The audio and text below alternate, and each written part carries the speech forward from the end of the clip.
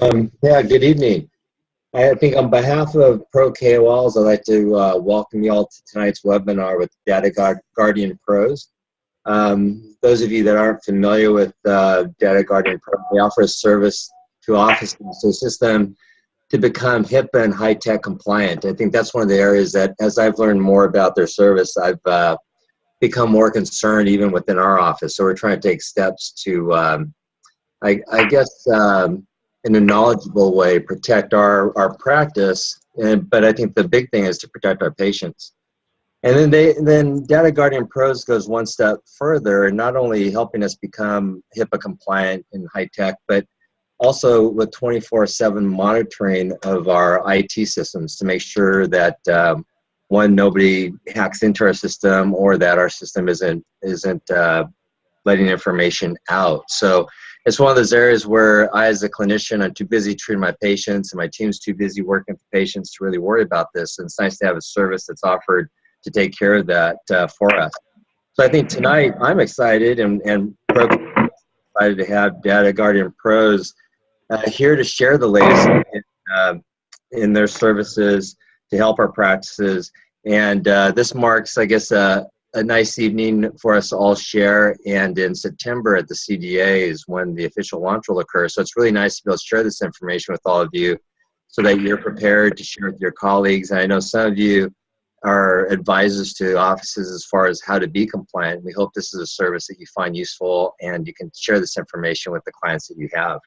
So with that, I'll turn it back over to the crew at Data Guardian Pros. Thanks, Doctor. Just wanted to take a minute to say thank you to Dr. Miyazaki, to Brandon, and the whole Pro KOL team for this awesome opportunity. And we'd like to welcome you folks to the webinar. And thank you all for taking the time out of your busy evening to be with us and to learn more about what Data Guardian Pros does and who we are. On the call this evening for the Data Guardian Pros crew is Joe Habib, and he is our CIO. And Joe's got 20 years of IT experience in the information security and technology space. We have Mr. Peter Adler, who is our general counsel and has 20 years of experience with large privacy and compliance companies and groups. We have Stan Lappin, who is also one of our founders, who is a member of our sales team and an advisor. We have Dr. Scott Pope, who is also one of our founders and is involved with technology and is a clinical thought leader nationally. I am Renata Yabica, and I might call myself a dental lifer. I've been in dentistry my entire life. I've worked with companies from Patterson to Discus Dental to Dentsply, as well as having been a registered dental hygienist for many years.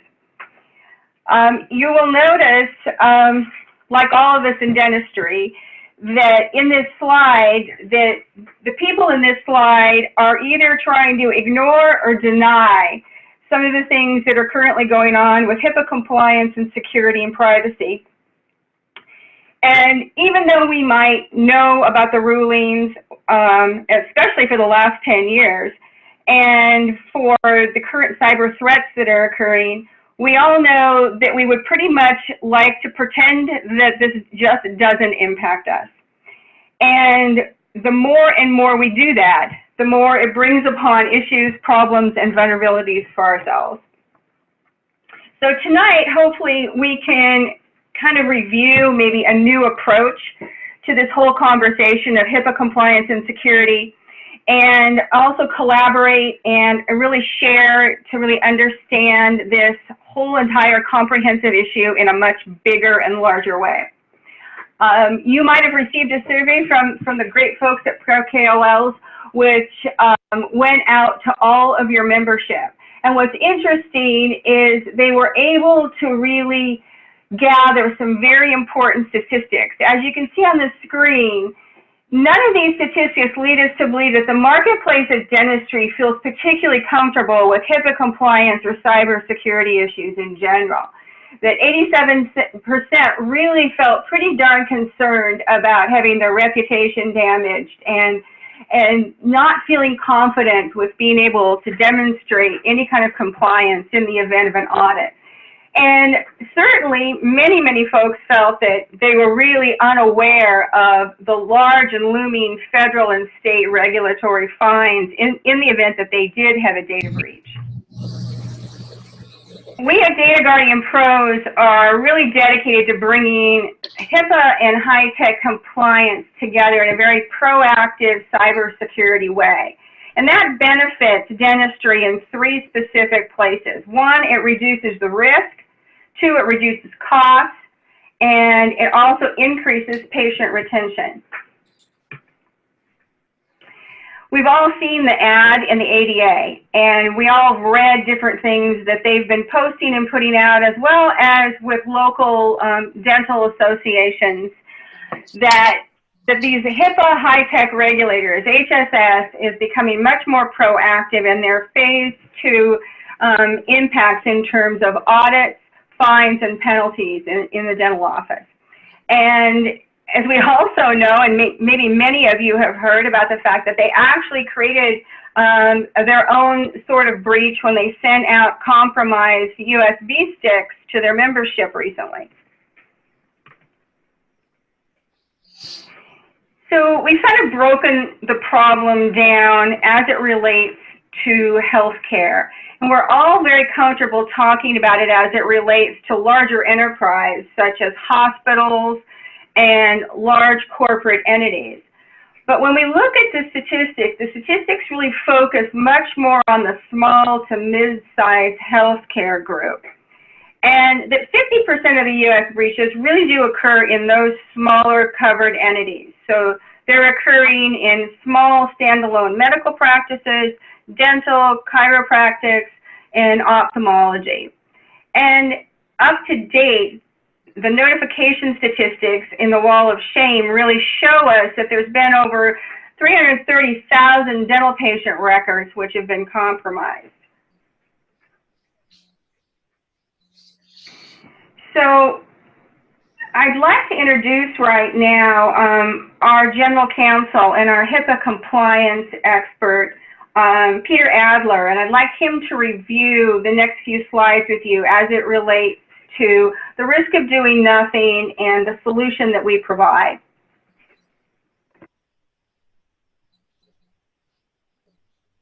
Thank you, Renata.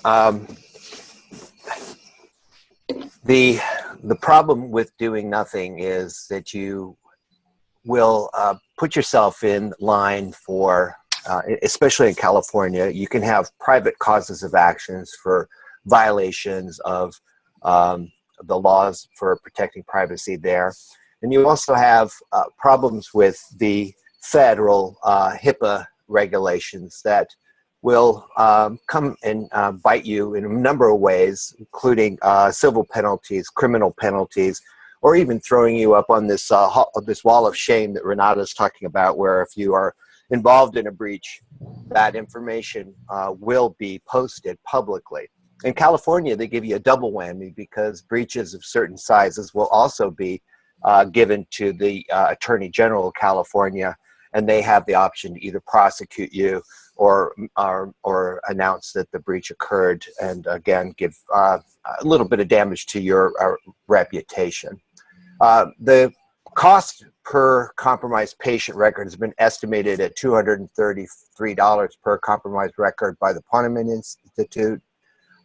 If you have 3,000 records, that comes up to $699,000 out of pocket, and the cost is related to providing notification, mitigating the issues that caused the breach, dealing with lost patients and people walking away because they have indicated in numerous surveys that they would rather not do business with a healthcare entity that does not protect their information.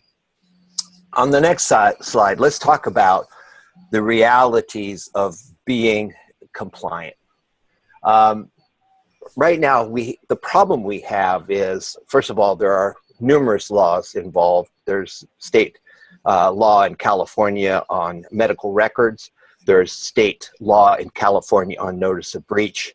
We have HIPAA as well that covers all of those areas, which I'll go into in a minute. So people have been attacking it with, I guess, like that slide that had the head in the sand is one way they've been attacking it, just ignoring it, hoping it's going to go away. The other way they do it is they'll hire local IT people or regional people. They'll hire people in IT oftentimes that have absolutely no clue about the difference between HIPAA and California law, which raises huge gaps in your compliance. They'll set up a firewall and they'll set it and they'll forget it. They won't tweak it. They won't look at it. They won't monitor it. You may have also seen other solutions, which are HIPAA manuals or entities that are set up and they'll say, hey, we'll get you HIPAA compliant. All you have to do is download these documents. Unfortunately, those documents end up being just shelfware because they're just too darn difficult to implement. You'll also see some security training programs. They may or may not be specific to dentistry, but training alone isn't going to get you there. Then you have HIPAA compliance companies that focus on either privacy and or security or just security. They offer a piecemeal approach, and again, a lot of them don't look at California law. Then you have companies that are out there and they'll offer risk assessments or they'll only manage your firewalls. In short, you've never had a company that will look at all of the laws and regulations, provide monitoring, take care of it from end to end. Let's look at this next part of this slide on what you need to do to achieve compliance today, just to show you how complicated it can be. Dental practices are covered entities and they're required to have a privacy, security, and breach notification compliance program. And that, as I said, includes HIPAA and state law. You have to have a notice of privacy practices talking about how you use and disclose information and to who you disclose it. It also includes patient rights, so you have to have methods to allow your patients to access, amend, account for disclosures, ask for confidential treatment of their information. You also need business associate agreements for third-party vendors that are accessing PHI when they provide services to your dental practice, and that could be labs, it could be IT people, it could IT contractors, anybody that gets PHI in doing services on your behalf. Then you've got the security aspects of HIPAA and California state law, which talks about administrative, technical, and physical requirements, data security, encryption, data backup and recovery planning, and then breach notification, which I'd already mentioned, requires you to investigate and report breaches once they occur. And then you have to have, as a final thing, employee training for all of these aspects. Next slide, please. Slide before that. So what DGP offers is a comprehensive approach to compliance. If you start there on the left top, we like to start our people off with training. We have training in the portal. It's an online self-paced doctor-employee training program. It helps you with ongoing security awareness, and it's updated as the laws change. It includes both HIPAA and California law.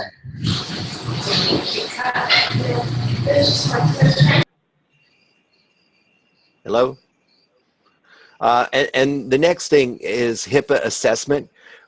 You're brought to a place on the portal where you can take an assessment of your current state of compliance. It offers compliance guidance for and gap analysis for your organization to see what you need to do, the remediation steps you need, and it includes policies, procedures, and supporting documentation that you need to implement. It's done in a workflow process so that we just don't dump the policies, procedures, and documents on you. They're all given out in a ordered flow from the gaps that have been identified. The next step is 24/7 security monitoring, where we watch your network, which is really amazing. I don't know of any other offering that gives this as well as the assessment part. And then you'll have an annual assessment update and a seal of trust plaque showing what you've been doing to comply with the HIPAA and the California privacy and security breach notification requirements. I could talk a lot about this. I really like this offering, but I think the best thing to do right now is to turn it over to Joe, and he'll show you the portal that we've set up and the way that you can actually put these things in place for your dental practice. Thank you, Peter. So within the product itself, many people ask us, so what exactly is this? If you were to go to the CDA, you might purchase a binder and have to go through what that is a bunch of documentation, some CDs, and maybe even a USB stick, and there's really no place to tell you where to start. What the DGP program really is comprised of is really two elements. One of those elements is a web-based element, which is a portal, which you see in the upper half of here. The second piece of the portal is the lower half, which is a security-based appliance which plugs into your network and basically monitors the network traffic going in and out and reports statistics back to the portal, so you have a single pane of glass to figure out exactly what's happening within your environment. So what's that really look like? I'm going to go ahead and access it from our main website and go ahead and log in.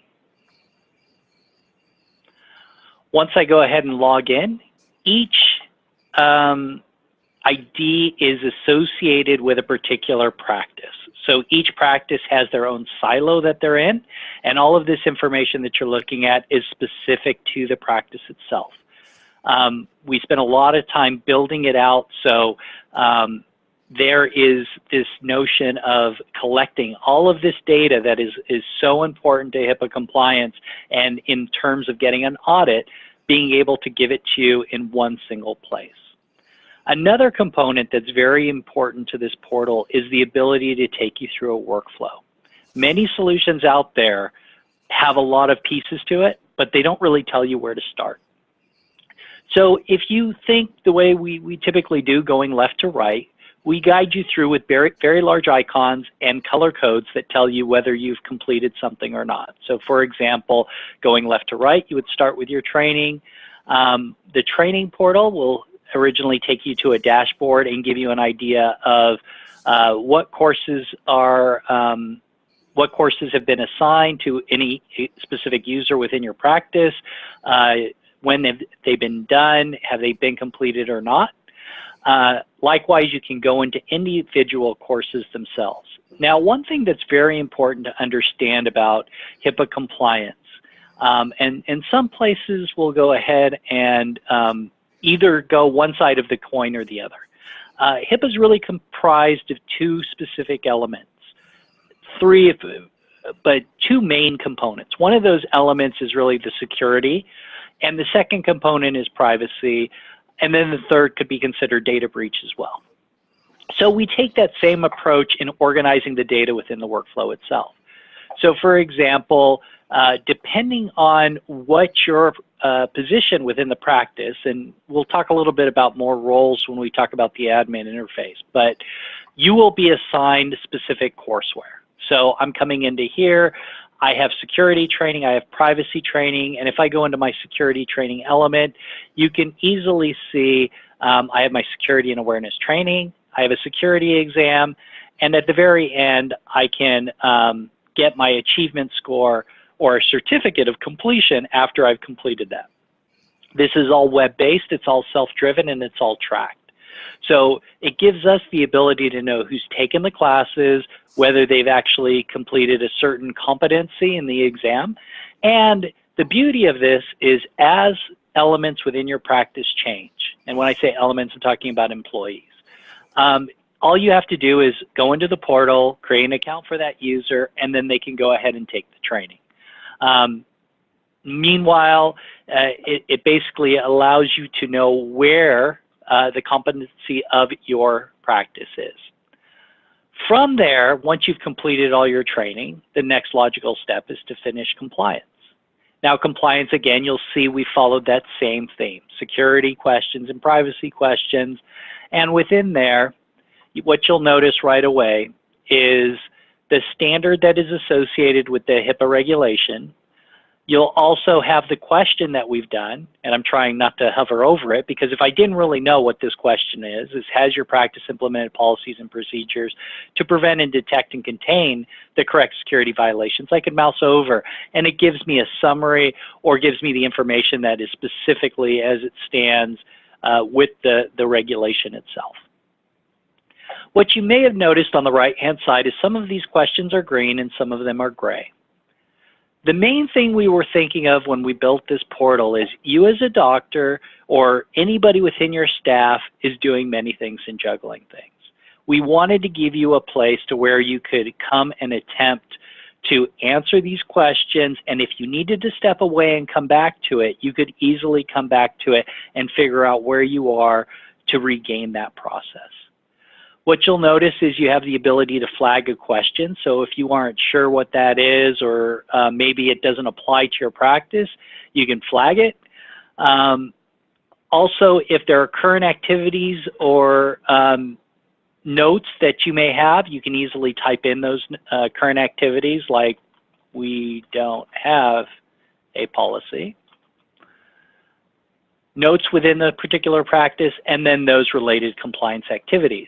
So as you're answering the question, if you are wondering what the related compliance activity is, you can see what it is of implement policies and procedures to prevent and detect and contain the gaps identified in the self-assessment.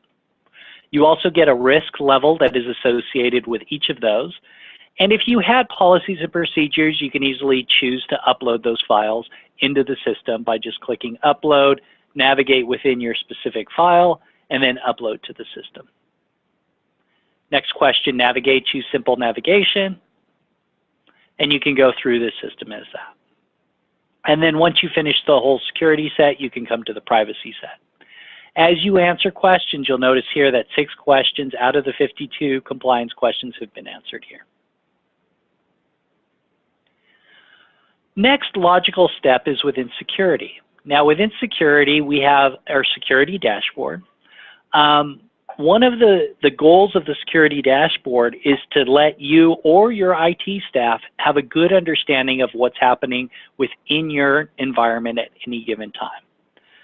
You'll notice that the first thing we actually see on here is the SANS Internet Storm Center threat level. Now, this is a group of security professionals that are constantly monitoring the internet and looking for viruses that have come out. Now, you may have heard of the Heartbleed virus or Zotab or many other viruses that have come out in the last couple of years, and they tend to update this little pie chart that you see here depending on how rampant a virus is within the elements.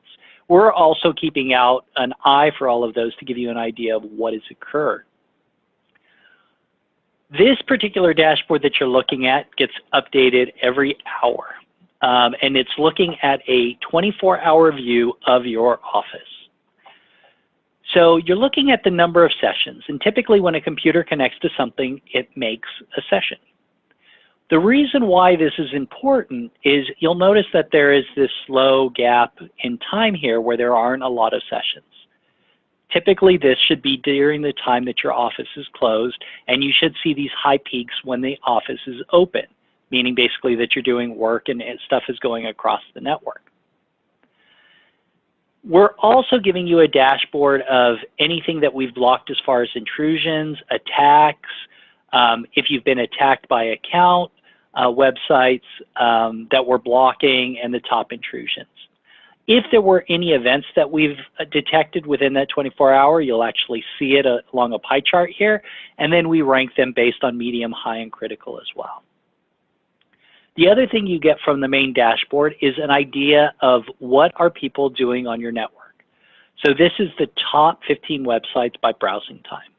So this will show you, for example, that many of your employees may be going to Facebook. We have the ability to block some of those categories or some of those sites to keep people focused on what they should be doing within there as well. So a little story for you guys. Once we've put this system in, within the first 24 or 48 hours of monitoring one of our existing customers, we were able to detect a couple of anomalies, and this may apply to your practice and may not, but something as simple as letting your employees connect their mobile phones to the corporate infrastructure was actually creating a bunch of attacks and violations within their network.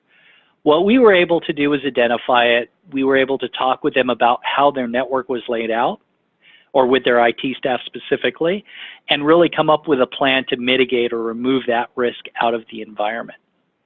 Another thing that this information provides us as we do the analysis and get back to you is it gives us an idea of what is running on your network. So for example, we saw that they were using a remote access software to go ahead and access their systems. What that told us was that is an entry point to access or infiltrate data into that office. So one of the things that we looked at was, how are you securing that particular process? And as we pulled back the onion and looked a little bit further into it, we identified that they were using a single account. Now, the problem with using a single account, if you're not aware of it, is it makes it very hard to be accountable.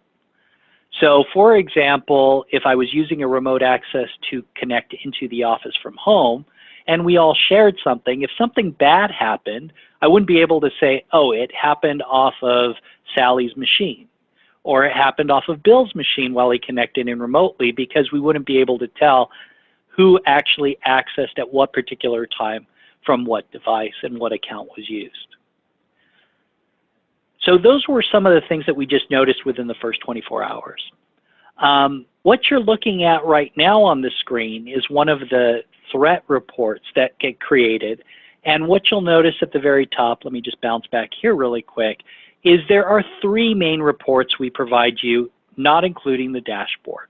And these reports are good for IT, or they're good just to inform you of what are the employees of your practice or even the equipment doing.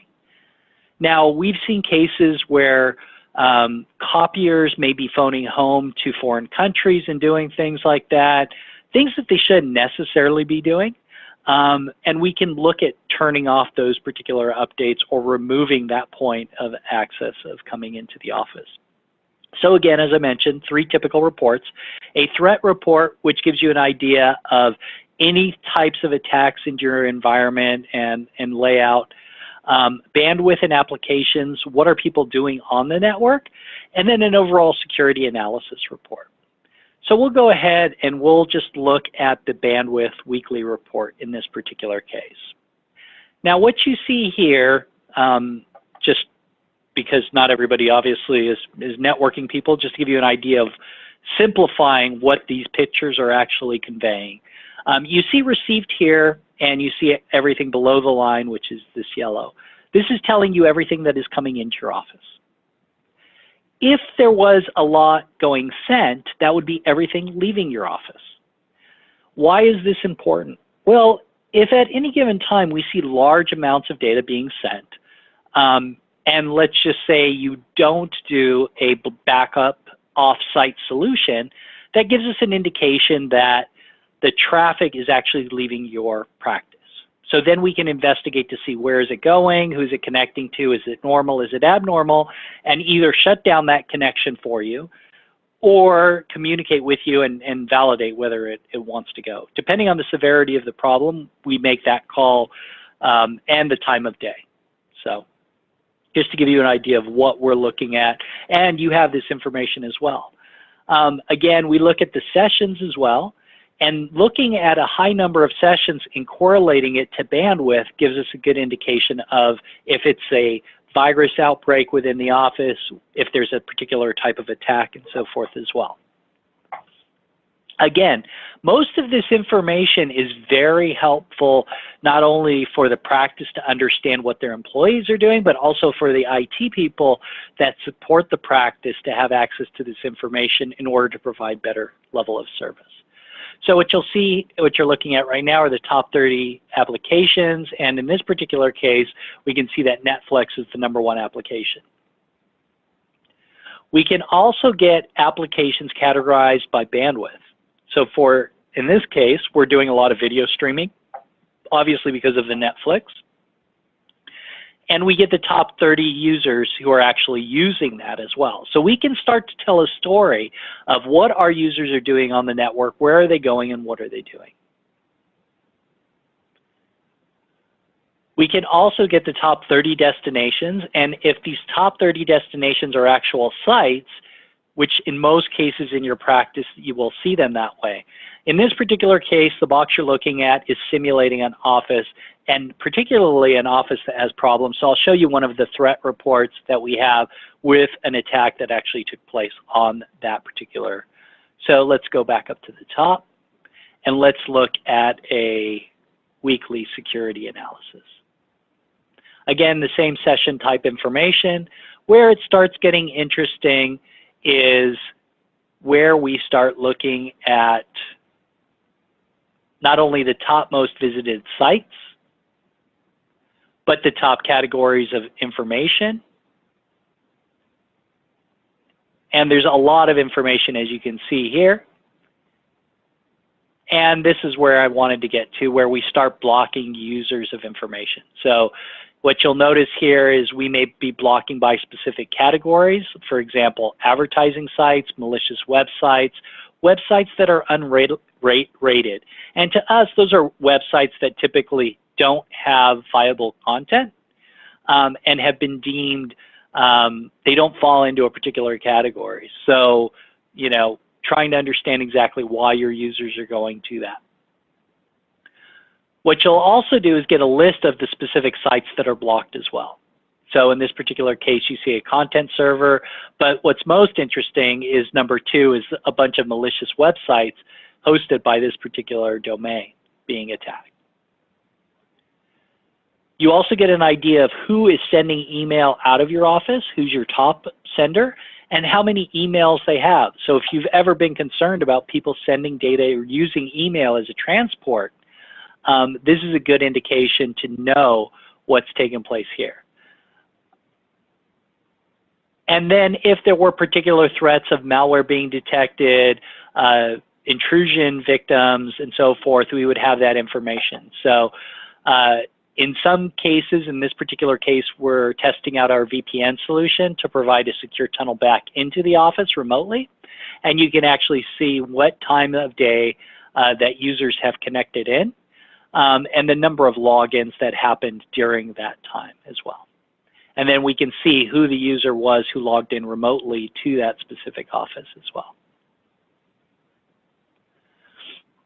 Last but not least, within there, in the portal itself, again, going left to right, is the administration piece.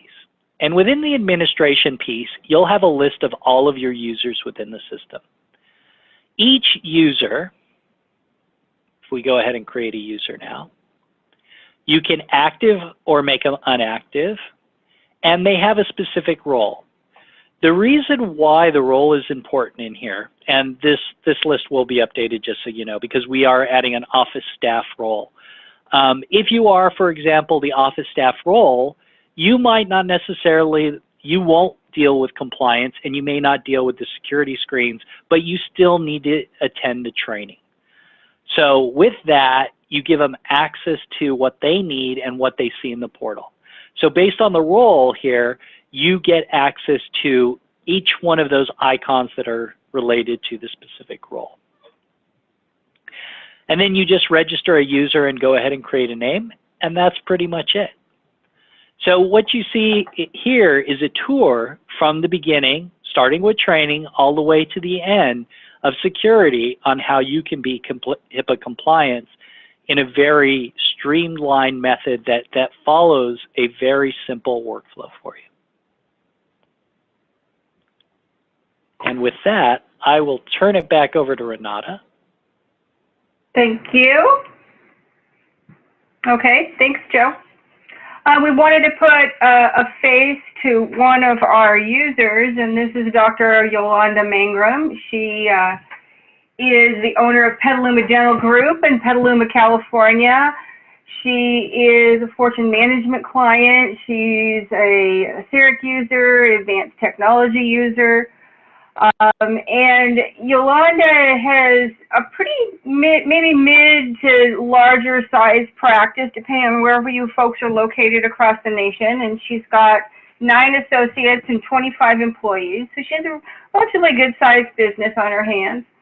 And she came to us with lots of questions and lots of requests because as a CEO of her business, she was very concerned that she couldn't quite find a solution that addressed every aspect of her concerns. And when she landed with us, she was very relieved to find out that we would be able to really check the boxes off of her pretty intensive list that she had accumulated in terms of the requirements that she had in terms to a single one-stop shop solution.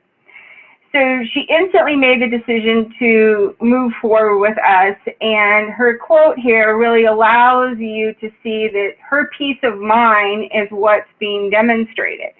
And the fact that she really feel assured that with our team watching her network and with the ability for our risk assessments and our training to create this digital notebook or digital playbook that is real time, that she was able to really secure her practice as best practice exists today.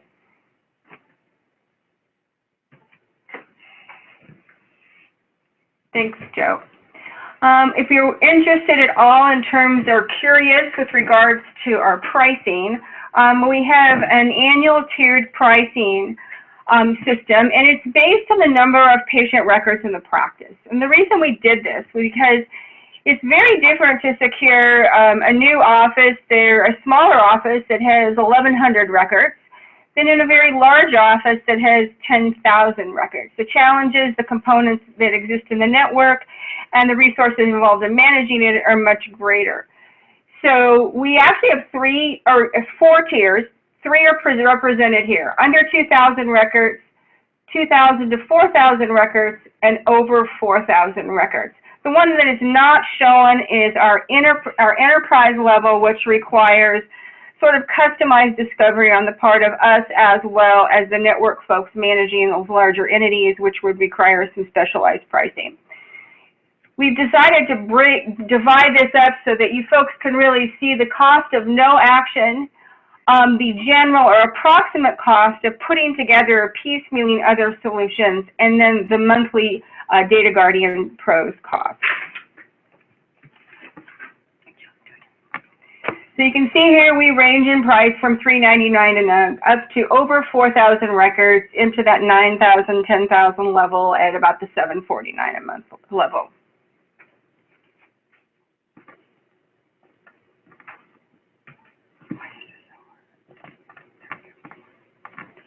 So like in any company, any entity, you are with who you hang with and who are your people. And in this case, we have a really exemplary team of professionals managing the compliance and security side of our business. We like to kid ourselves that this is a security compliance company doing business in the dental industry. It's not a dental business trying to be a security compliance company. And therefore, the folks on the dental side, myself included, we're the folks that make the connections and translate a lot of the security and compliance vocabulary into more dentally friendly vocabulary and approachable communication.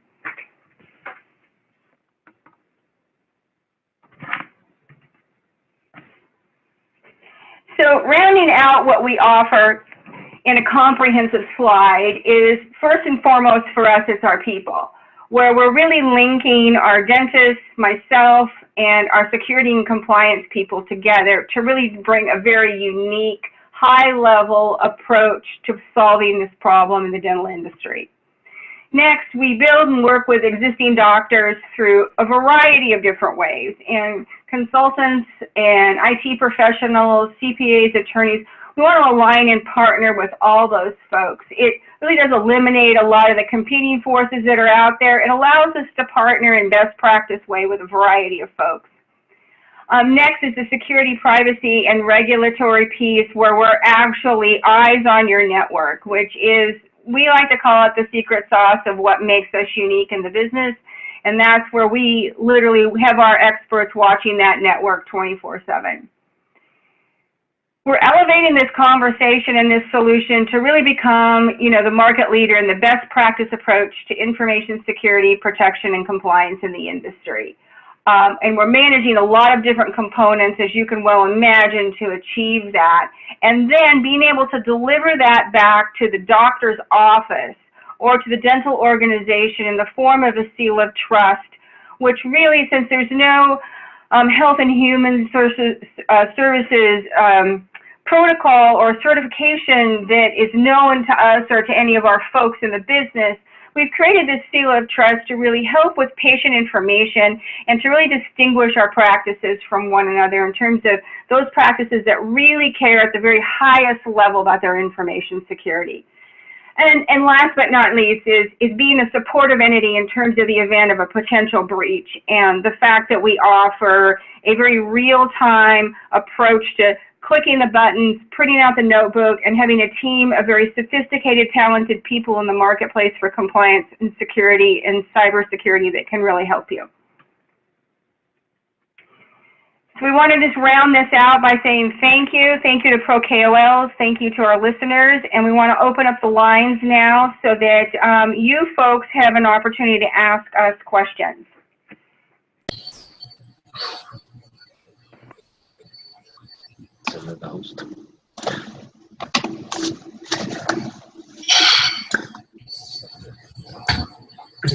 This is Michael again, and I enjoyed the presentation. It was nice to see that it's come so far in the last few months. It was a nicely organized, and I think Renata, the stats that you showed, again, they're sort of amazing when you think 87% of those surveyed are concerned and have no security breach plan.